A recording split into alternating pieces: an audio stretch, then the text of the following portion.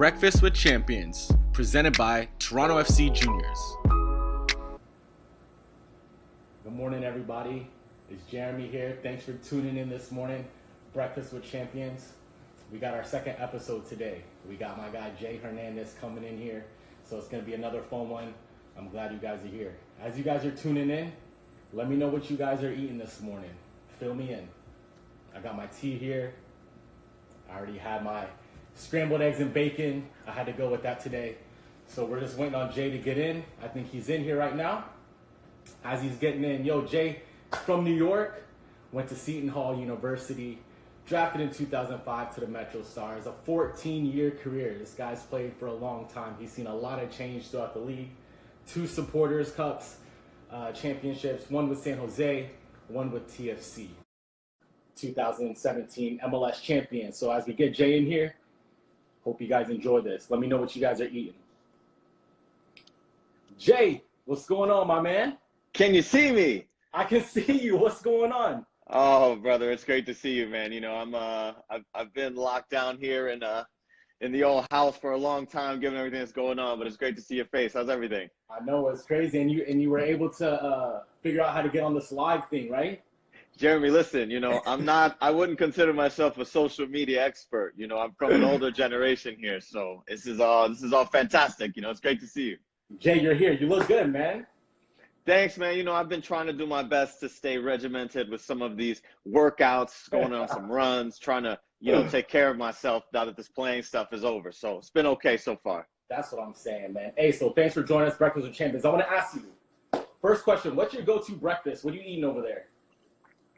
That's a great question. Well, I wouldn't say my diet has changed a whole lot in the last couple of years, but I strictly kind of stick around, you know, a couple eggs, some toast, maybe a turkey bacon or something here or there. It's Sunday, so typically that's pancake day for me, you know, because we let things slide a little different on Sunday. But normally a couple eggs, some toast, you know, a lot of water. That's usually how I like to start the day. I like that. Pancakes, man. So pancakes, you pick pancakes over the waffles, or?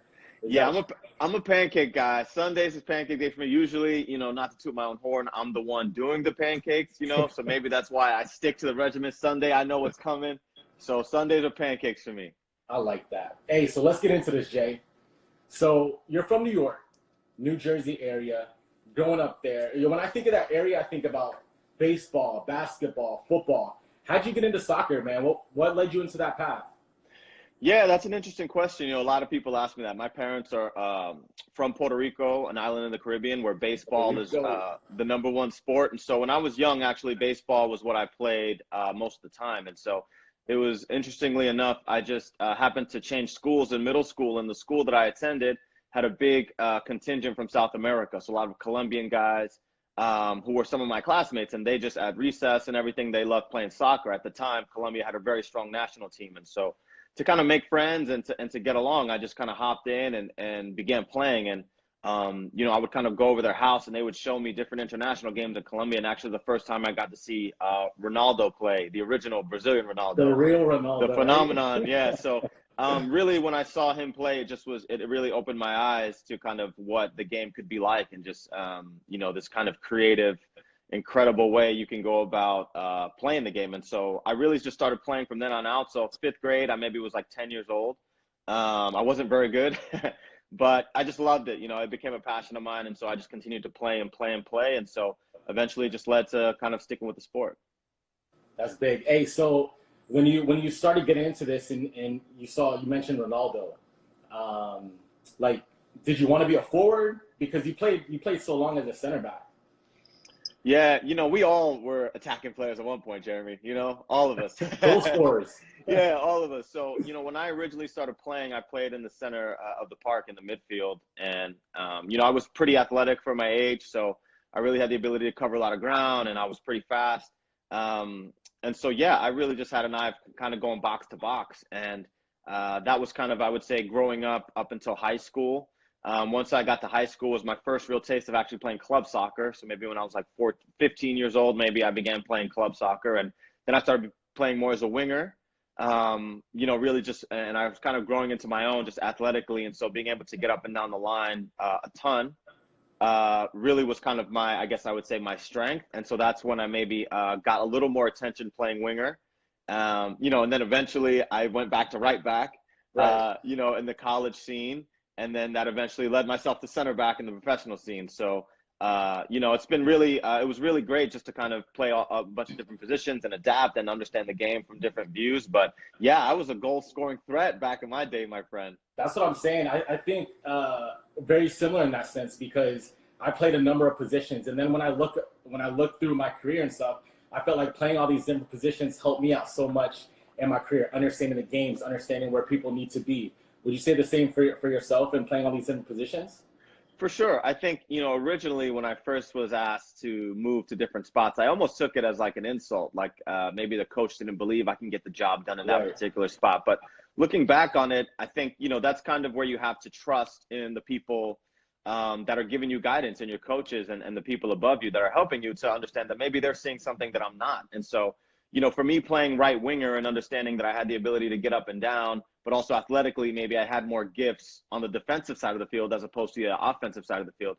Like really, for all intents and purposes, that coach changed my career, my path, and maybe where I wouldn't have been as successful and been able to help the team in one lens, I was able to. And so as a right back, for me playing most of my time as a midfielder, especially as a winger, to be as a right back, I understand what you're trying to do. Right. In my mind, I'm putting myself in your position. And so I'm saying, if I'm standing this way, I know you want to get here. So I'm going to pretend like that's open, let you go there, and I'm stepping in front and I'm winning the ball and we're going the other way. And so, yeah, exactly right. And so, when you can kind of open your mind to see the game from different positions, you give yourself a better chance to understanding, kind of putting yourself in the shoes of the attacker in your opposition.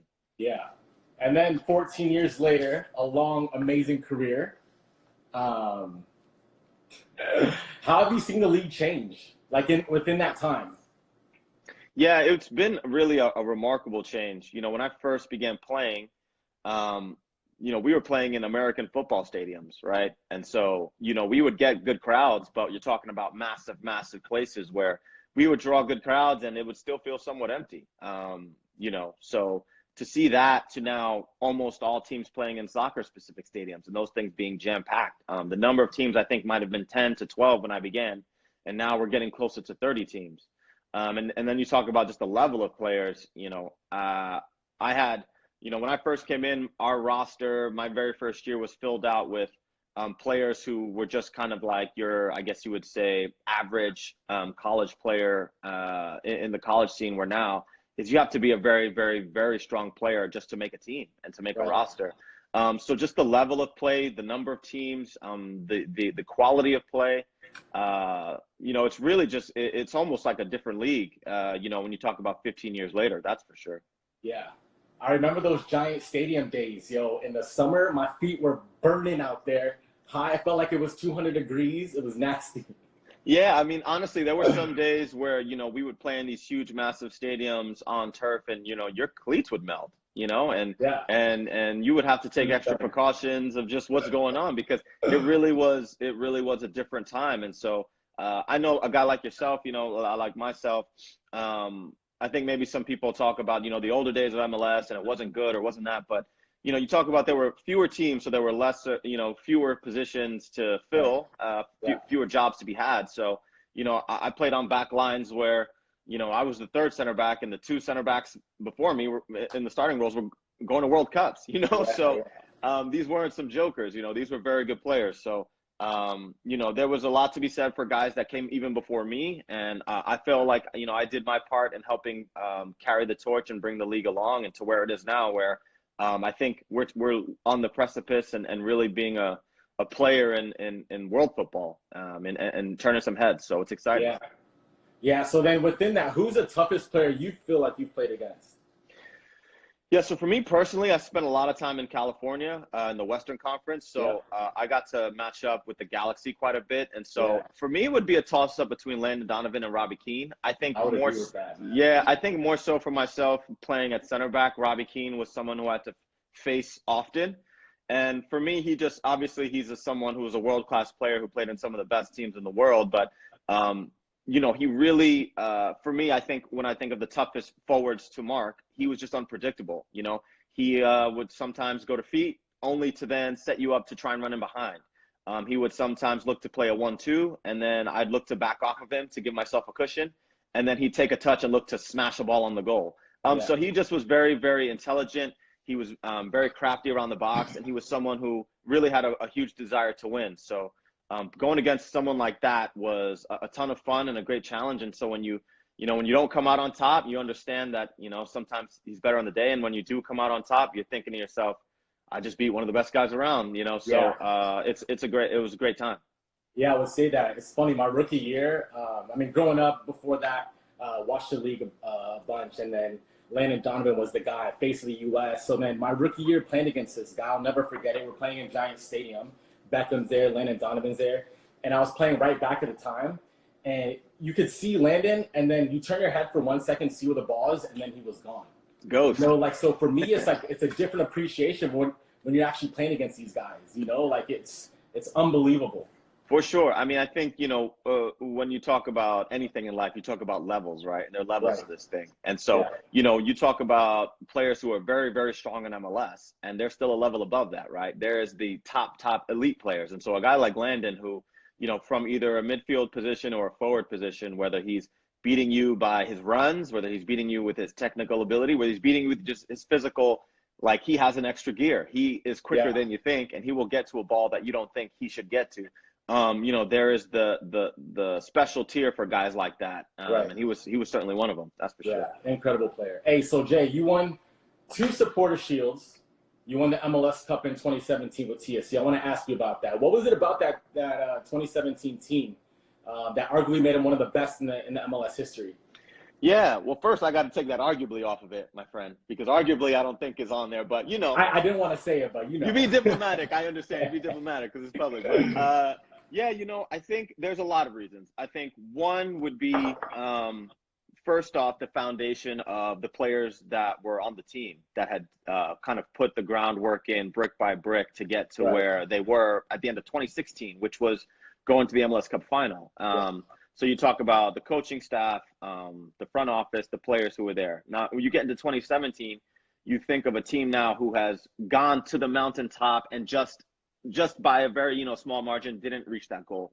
Right. So the type of desire and commitment and hunger that is in a team like that is something that I know when I walked through the door was palpable. Like I could feel it, that there was we are not going to take no for an answer mentality that was approached in training, in the weight room, and in everything. And so amazing when you mix that with guys coming into form and having career type years, and you also mix that with a team that is made up of just a lot of talented players. Like you look at our starting 11, but I more so judge a team by who are the next crop of guys, right? Who's players 12 through season, and so coming off the bench were internationals. Like St. Ricketts is an international, Raheem Edwards is an international, Nicholas Hassler, Armando Cooper, and then you got a guy like Benoit Charroux or a guy like myself who's just I'm just an experienced guy. But you're talking about you can go into your bench 6 deep and feel like not only are you not losing a step, but maybe you're just gaining something different. And so when you have that quality and depth, but also people who have accepted the mission, right? I think it would have been very easy for someone as talented as St. Ricketts or Benoit Charroux or whomever to be like, this isn't good enough. I want to play every minute of every game, or I'm not enjoying myself. When everyone was thinking to themselves, as a collective, we are going to be stronger as a fist than we would be individually anywhere else, and let's just do it. And so this kind of removal of ego and just buying into what the manager, Greg Vanny, has put in front of us, and just doing what it takes. And so this created a really special environment. And so for me, it's just I've been fortunate enough to see the league in its inception and see some incredible teams, but for me, it was the best team, and that's kind of my position on it. That's big because everybody's got to understand their role. And I feel like that was something that I struggled with early on in my career because I wanted to play. And like when I didn't play, I was kind of upset with that, and as you get older, you realize, it's for the benefit of the team. Every time I get my chance to go on the field, I got to do my thing. And it seemed like that team had that, right? Yeah, absolutely. And I think, it comes, a lot of it has to do with trust, right? If you are at a point where you're confident in your ability and what you're doing, and you trust in the team concept, you trust in the manager and what he's trying to do. There's some days where I may have felt I was training great, but the manager saw the matchup on the weekend, and the manager picked, this is the team that I think is going to get us the win. And that doesn't necessarily mean it's a knock on me. It's just, it's his job. It's the coach's job to figure out who does he think is going to get the job done. Right. And so for myself, it is, or not just myself, but anyone else, it's the role to say, okay, well, how am I going to just add to this equation? How am I going to bring something to the table and not make it about myself and take something away? And so for that, it requires a lot of trust and relationships, and really just going about your business in the way that you would want all of your teammates to act, and you want to kind of conduct yourself the same way. Right. Hey, so within that and everything going on in this career, ups, downs, what was the biggest thing you faced during your time? Yeah, that's a good question. I would say myself, hands down, the biggest thing I would have faced was a huge injury I had. The biggest injury I had, I was 4 years into my career, and actually at BMO Field, when the field used to be artificial turf, I broke my ankle. So I needed reconstructive surgery on my left ankle. And so for myself, as someone who really, I really relied on my athletic ability, my speed, my jumping ability to really get the job done.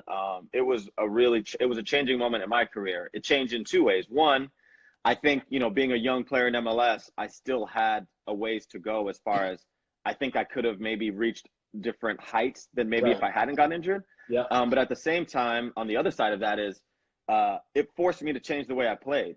It forced me to begin to try to understand the game more, to understand positioning more, to understand tactics more, to understand angles more, just because I could not basically run as fast as I could. I couldn't catch everyone the way I could. I would say when I first, jerseys and I would say when I first began playing, I think there was a handful of guys that if they had we were talking about your Eddie Johnsons, your Landons, like if they had a step, I'm not catching them. Yeah. But everyone else, I was pretty confident I would, I'm catching. And so you saw that way in the staff games, Jay. Hey, listen, man, I can handle those guys, but we're talking about MLS competition where for a while my athletic ability was what I would hang my hat on. And so once I had to understand and change and learn how to really play and really understand what I'm doing and understand positionally where I needed to be for my teammates, I actually think it was the best thing for me, and that it prolonged my career, because I had to learn what it was like to not just worry about being the fastest out there. I had to worry about trying to play the game the right way. And so I had to learn that earlier than maybe a lot of players later on in their careers. And so it was a difficult thing for me, and it was a really trying time, but to come out of it, I think it worked out. I love that, because it definitely, as the game's evolved, it's more thinking now. You can't just rely on that speed, it's more thinking. And then after that career, you transitioned into a front office role. What was, can you talk to us through about like that experience and why you wanted to stay in that soccer industry? Yeah, that's a good question. So I think for all of us, I'm sure anyone who's tuning in now, soccer is such a passion, it's something we love. And so I think when I've devoted so much of my life to the game, and especially to MLS, it's just something that's in my heart, and it's something I want to be a part of in any way that I can. And unfortunately, I can't be a part as a player anymore. And so, then becomes, what is the next obstacle and what is the next challenge? And for me, it's now not to compete maybe between the lines, but can I now put Toronto FC in a better position as an organization to win trophies, right? And so to compete and to be the best and to push the standard and to find new heights as a club. And so that is the next challenge for myself. And so it's really, I got the chance to study at a university and get a degree in finance. So, it beats going into an office and crunching numbers, and so, I think it's a different opportunity, and it's something that, to stay with a club like Toronto FC and now to kind of begin to make some way in that field, I think for me it was just a great challenge and something I couldn't pass up. So it's difficult, it's different. It's a different challenge, but it's something, I'm really excited about. Hey, you're doing big moves over there, man. It's amazing getting to see you around there and seeing that smile and everything, yo. Listen, man, I'm out there. I'm trying to bring some energy, and I think, I don't know. I think, well, I think there has been a lot of former players that have been able to kind of make the transition and bring some of their experiences that they've had within the league, right? I mean, who better to speak to things MLS than someone who's been entrenched in it for 15 years. So it's really great to be a part of our process at TFC and kind of bring my perspective and whatever kind of tools I can, to the fight. I'm glad to bring it. Yeah, you're the man. Hey, so this next part is called This or That. So I'm just going to ask you some like rapid fire questions, and then there's no right or wrong answers. There might be, but I'm gonna ask these questions and you give them to me. All right? Sounds good. All right. So the first one: salty or sweet? Sweet guy. I got a huge sweet tooth, man. That's why I'm doing all this working out and running. I'm just the desserts and all that. I'm crushing it right now. I'm the same way. Hey, city or suburb? Hi, Jeremy. Listen, if you would have asked me a couple years ago, I would have said city. I'm a city boy. I was born in New York City. I lived in San Francisco for a long time, obviously Toronto, but I got a dog now. I got a kid now. Big Rambo. Big Rambo. He's out here. He's watching the perimeter. We are suburb people. I mean, I'm all about the suburbs now. I need some land. I need a yard. I need all of that. Absolutely, man. The big debate: Messi or Ronaldo? Wow. Come on, Jay. I would say this. The purist in me says Messi because I think his rapid fire, Jay. Come on. No. This is because this is too complicated. Okay, Messi. The purist in me and my heart is Messi. But to watch someone like Cristiano, who for me, he's just worked. He's just put in more hours, more reps, more discipline than anyone. Like to me, Messi is like it's given from above, the talent. And Ronaldo has just bullied his way through hard work and determination to get where he is. So I got respect for both of them, but I will say Messi. Okay, I like that. Coffee or tea? I was tea until the quarantine. Now I'm coffee. Oh, I like that. So then for this next one, man, are you doing Starbucks or Tim Hortons? To be honest, I haven't even really dove into the Tim Hortons very much. You know, Starbucks has been a go-to for so long, so I'm going to have to say Starbucks. Okay. Suit or sweatsuit?